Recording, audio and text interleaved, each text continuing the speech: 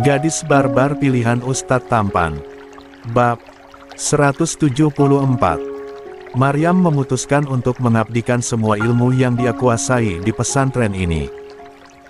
Dia menjadi pengajar junior yang masih perlu dibimbing oleh pengajar senior seperti Ustazah Zahra dan Ustazah Amira. Sedangkan Hawa, sahabatnya yang satu itu memutuskan pergi dari pesantren ini dan mengejar cita-cita yang ingin menjadi jurnalis. Tidak heran, kebiasaannya yang selalu membaca notebook kemana-mana, membawanya ingin menjadi jurnalis terkenal. Namun sebulan sekali dia selalu mengunjungi pesantren dan juga rumahnya, seperti kemarin bahkan dia menginap di tempat Maryam tinggal yang khusus para pengajar tempati. Berita bahagianya status Hawa sekarang tidak jomblo lagi, dia telah bertunangan dengan Dr. Adam. Sedangkan Dr. Syirah hanya bisa menelan pil pahit kehidupan, berusaha ikhlas karena partner kerjanya itu mencintai santriwatinya selama ini. Gendis setelah lulus kini dia mendapatkan beasiswa di Jawa Tengah sekalian mengejar cita-citanya ingin menjadi seorang perancang busana muslimah. Sedangkan Irma setelah lulus dia dijodohkan oleh orang tuanya dengan seorang ustaz. Baya, Rion dan Ryan, ketiga santri putra itu juga telah lulus. Yulia tidak tahu bagaimana kondisi mereka sekarang, namun pasti Zayan tahu.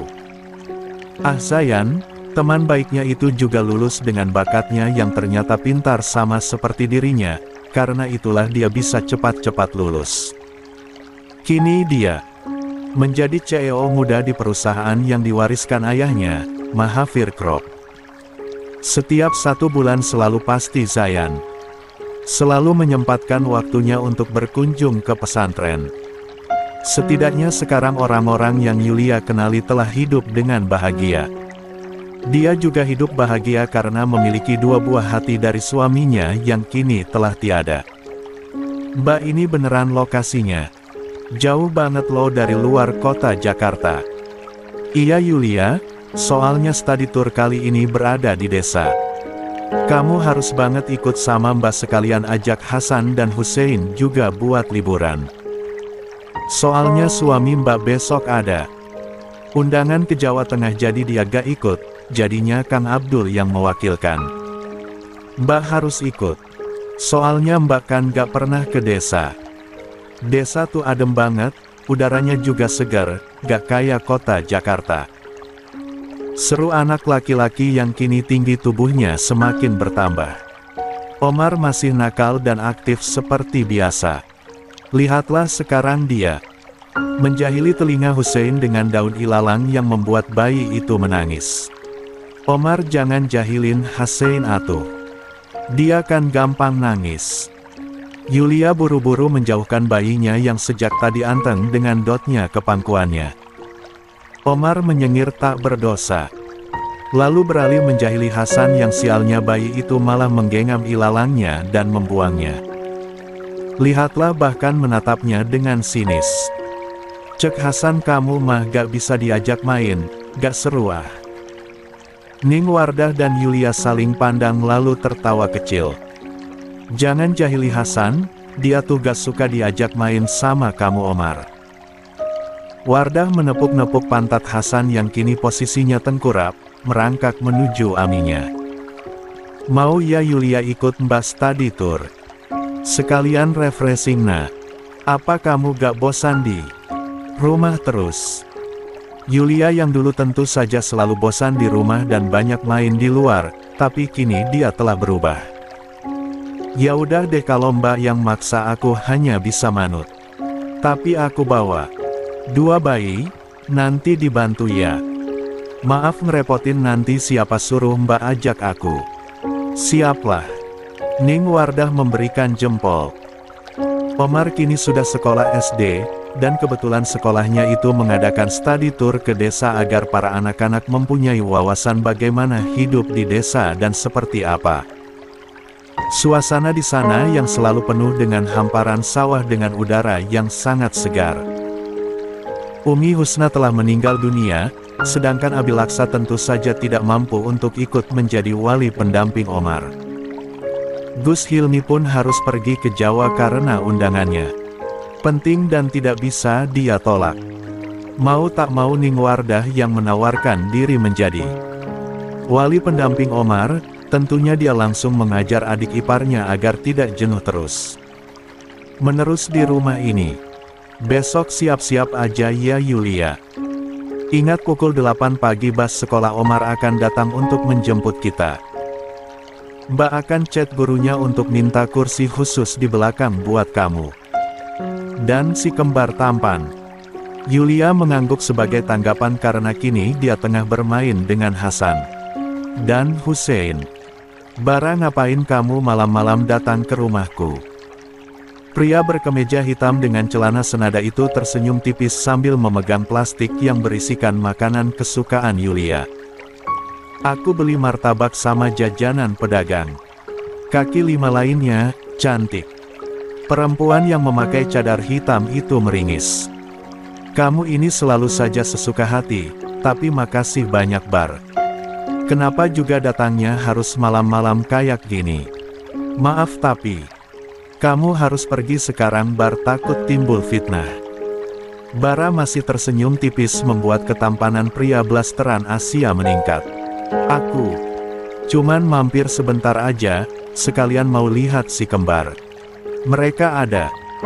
Belum sempat Yulia berbicara, tiba-tiba Hasan merangkak keluar dari rumah lalu merentangkan kedua tangannya, meminta Bara untuk menggendongnya.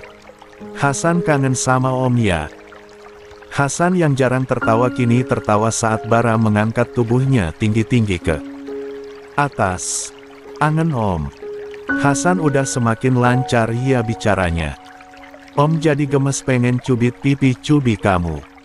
Yulia hanya bisa geleng-geleng kepala melihatnya.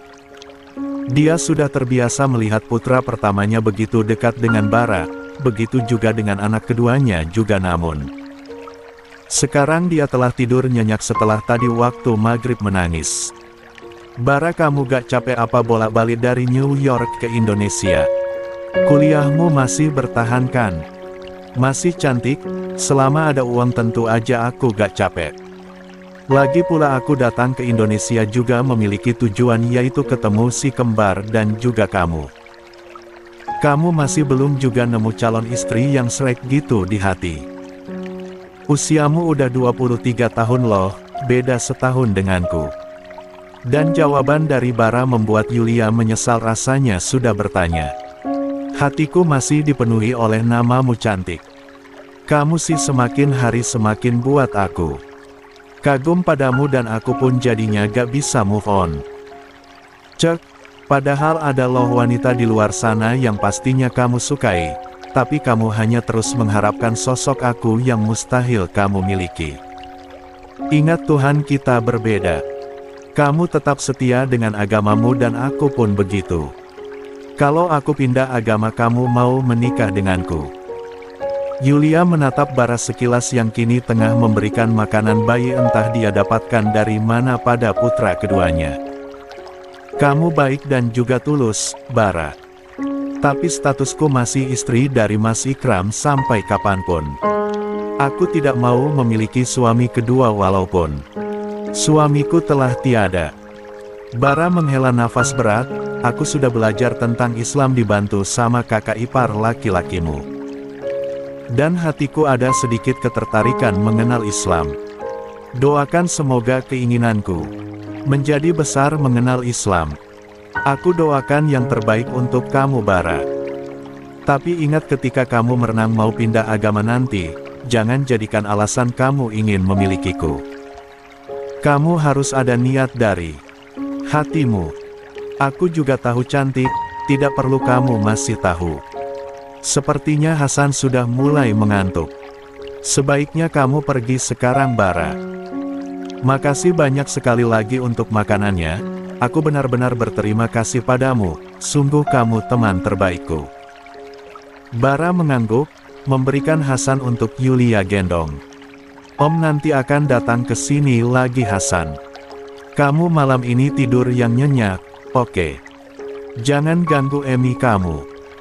Baik Om, Hasan akan patuh, ucap Yulia dengan suara sengaja dia imutkan dan tangan kecil Hasan dia lambaikan pada Bara. Bara terkekeh kecil lalu pergi dari rumah sederhana Yulia yang begitu sepi. Dan Yulia pun masuk ke rumahnya tak lupa menguncinya. Alhamdulillah Hasan, tadinya Emi mau pergi keluar loh karena tiba-tiba pengen martabak. Jadinya sekarang gak perlu keluar karena Bara kasih martabak komplit dengan jajanan kesukaan Emi lainnya. Bara bertepuk tangan walaupun dia sedikit tidak mengerti, lalu mengelus lengannya yang terluka. Yulia sadar itu, dia meringis merasa bersalah karena tadi sore saat si kembar mandi dia tidak bisa menahan kegemasannya pada mereka dan berakhir menggigit lengan mereka dengan gemas. Tidak terlalu kuat tapi masih menimbulkan jejak gigitan. Maaf Emi ya untuk bekas gigitan di lenganmu Hasan. Kamu sih terlalu gemas jadi bayi. Yulia yang dulu tidak menyukai anak kecil kini dia malah sebaliknya. Bahkan gemas sendiri ketika melihat wajah lucu kedua anaknya, bawaannya selalu ingin dia gigit. Bukan sekali dan dua kali, sudah sering dia melakukan hal itu. Siapa di sana? Alis Fagi mengernyit, dia yakin merasakan langkah seseorang yang datang tengah malam ke kamarnya. Kakek yang datangkan. Ini aku Nasmira Mas. Kakek belum juga datang dari desa Trikala, Mas. Kayaknya dia menginap di rumah Pak Joni. Mungkin sakit anaknya semakin parah karena itulah kakek disuruh merawatnya. Nasmira duduk di kasur yang terbuat dari kayu tanpa ada busa itu, membuat Fagi seketika menjauh. Terus kenapa kamu masuk ke kamar saya Nasmira? Setiap malam aku selalu tidur bareng kakek Mas. Sekarang kakek Bahar gak ada, jadi aku ingin tidur bersama Mas di kamar ini. Nasmira sadarlah kita bukan mahram, tidur sekamar berdua itu dilarang. Saya akan berjaga di luar kamar, jika kamu mau tidur di kamar saya. Sebelum Fagi pergi, Nasmira tiba-tiba mendorongnya ke atas ranjang dan kini dia menidih tubuh lelaki tampan ini. Kita gak akan melakukan hal aneh-aneh Mas, aku cukup peluk kamu kayak di Oz. Dia meringis saat pinggangnya diremas dan terpaksa harus bangkit dari atas tubuh kekar. Fagi, jangan kelewatan batas. Walaupun kamu dan kakek kamu menyelamatkan hidup saya, tapi jangan seenaknya. Kita memiliki batas dan kamu jangan melanggarnya. Nasmira berdecak sebal. Dia merapikan rambutnya yang kini tergerai. Jika saja Fagi dapat melihat pasti dia akan bernafsu padanya. Hei, para pria di desa Trikala banyak menginginkan dirinya. Tapi sial Fagi malah selalu menolaknya. Tentu saja ia tak terima. Apa kamu tidak tahu Mas malam ini aku memakai rok sebatas paha terbelah dua hingga kaki jenjangku terlihat. Aku juga memakai baju tipis tanpa bar. Mumpung kakek Bahar gak ada, gimana kita menghabiskan waktu yang indah sepanjang malam berdua. Nasmira tidak memiliki waktu lagi. Fagi benar-benar akan pergi dari tempat ini dalam waktu dekat. Dan dia harus mencegahnya, tentu cara ini yang dia pikirkan. Menghabiskan waktu penuh nikmat berdua. Apalagi ia tengah masa subur dan besar kemungkinan nanti akan ada anak manis keturunan Fagi. Sungguh mimpi yang sangat indah, ingin segera dia wujudkan. Astagfirullahaladzim, Nasmira istighfar. Jangan jadikan cinta buat kamu tersesat. Aku tidak peduli lagi Mas, jika ini bisa membuatmu bersama denganku aku akan melakukannya. Pria dengan kain putih yang melilit di kedua matanya itu berusaha mencari tongkatnya dan ketemu. Dia segera menjauh dari kamar ini, sepertinya Nasmira telah terhasut oleh setan dan sebelum hal tak diinginkan terjadi dia harus pergi dari sini, mencari kakek Bahar atau bersembunyi di tempat aman. Kamu tidak akan bisa lari secepat itu Mas, penglihatan kamu saja sudah menghilang. Nasmira menahan pintu kamar agar Fagih tidak bisa keluar. Tapi ternyata Fagih bisa melawannya dan kini dia keluar dari kamar. Mas Fagih. Pria itu terus berjalan, namun naasnya keningnya harus terbentur cukup keras ke pintu utama sebelum sempat dia keluar. Setelah itu dia jatuh tak sadarkan diri. Sudah aku katakan Mas tidak akan pernah bisa keluar dari rumah ini. Nasmira bersenandung dengan tawa kecil dia keluarkan. Setelah itu menyerat tubuh Fagih. Setelah memasukkan Fagih ke kamarnya karena itu kamar terdekat, tiba-tiba suara pintu diketuk dengan cukup keras.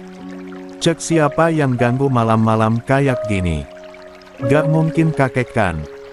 Nasmira membuka pintu, ternyata bukan kakek tetapi Aziz, pemuda dari desa yang entah kenapa datang ke rumahnya malam-malam seperti ini. Kakek Bahar ada Nas?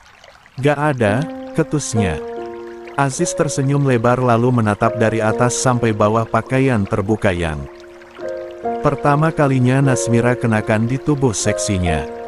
Aku butuh ramuan dari kakek Bahar. Tubuhku pegal terus Nas karena tadi pagi terus angkat kayu buat dikirim ke Surabaya besok. Stok ramuan kakek habis. Kembali lagi besok pagi jika mau. Nasmira menutup pintunya namun sebelum itu Aziz segera menahan dan mengelus pipinya. Kamu semakin cantik malam ini Nas. Boleh abang menginap di rumah ini? Pergi. Pria dekil kayak kamu gak boleh masuk ke rumahku. Namun Aziz dengan berani masuk ke dalam membuat Nasmira menggeram marah. Aku bilang pergi. Kenapa kamu malah masuk? Hah? Kemana si buta itu? Nasmira malah mendorong tubuh Aziz untuk keluar, namun sial pria berkulit coklat itu malah memeluk pinggangnya dari belakang dan mulai mengendus lehernya, membuat tubuh Nasmira seperti mendapatkan sengatan listrik. Setahun lalu kita pernah jadi sepasang kekasih loh Nas, kita sangat dekat. Bisa-bisanya kamu memutuskanku secara sepihak karena pria buta itu jauh lebih tampan dariku. Dia memang tampan, aku akui itu sepertinya dia keturunan Arab. Tapi dia tidak bisa apapun selain menyusahkan kamu. Stop, kamu udah kelewatan batas Aziz. Kelewatan batas bagaimana? Sebelum si buta itu datang kita bahkan sudah melakukan semuanya tanpa kakekmu ketahui. Wah kamu tidak memakai beraya Nas. Kamu ingin menggoda siapa? Aku atau si buta itu? Aziz akan membuka paksa baju Nasmira yang terlihat wanita manis ini sudah pasrah. Toh dia tidak akan bisa kabur sekarang dari kurungan mantan kekasihnya ini. Hanya beberapa jam, setelah itu Aziz harus pergi dan dia akan menghabiskan malam indah dengan Fagih. Namun sebelum Aziz ingin menjamah tubuh Nasmira, tiba-tiba kepalanya harus mengalami hantaman kuat dari belakang. Dan saat itu juga dia langsung pingsan di tempat. Nasmira kamu baik-baik aja kan? Fagih meraba sekitar dengan nafas memburu. Mengabaikan pecahan vas bunga milik kesayangan Nasmira yang pecah, dia gunakan untuk membuat Aziz pingsan. Nasmira syok akan kedatangan Fagih yang tiba-tiba, dia buru-buru menangis histeris. Pura-pura terlihat seperti korban yang ingin dilecehkan. Mas Fagih Hicks, pria itu mau melecehkan aku. Dia tadi Hicks. Aku takut mas. Pergilah ke kamar, saya akan mengurus kekacauan ini. Dia dengan wajahnya dinginnya mengambil tongkat yang sempat dia jatuhkan tadi. Mas Fagih aku takut Hicks. Gak mau ke kamar, maunya sama mas. Nasmira mendekat dan ingin memeluk berat tubuh Fagih, tapi sialnya pria itu malah menodongnya dengan tongkat. Tetap di sana. Walaupun saya buta sekalipun tapi saya tahu kamu pasti akan pasrah. Ingin melakukan zina dengan lelaki gila ini. Bahkan jika saya pingsan pun kamu akan mengulanginya pada saya. Saya benar-benar kecewa padamu Nasmira. Saya salah mengenalmu padahal saya sudah menganggapmu penyelamat saya dan juga menganggapmu sebagai adik saya sendiri. Wajah Nasmira pucat pasi seketika. Saya membuat lelaki ini pingsan karena tidak mau mendengar perbuatan zina kalian berdua. Saya akan tidur di luar malam ini sekalian bawa lelaki ini keluar dari rumah ini. Jangan ikuti saya atau tidak saya benar-benar akan marah padamu, Nasmira. Dengan mudahnya Fagih menarik kedua kaki Aziz untuk keluar dari rumah gubuk ini. Setelah itu menutup pintu dan pergi ke sungai yang menjadi tempat ternyamannya.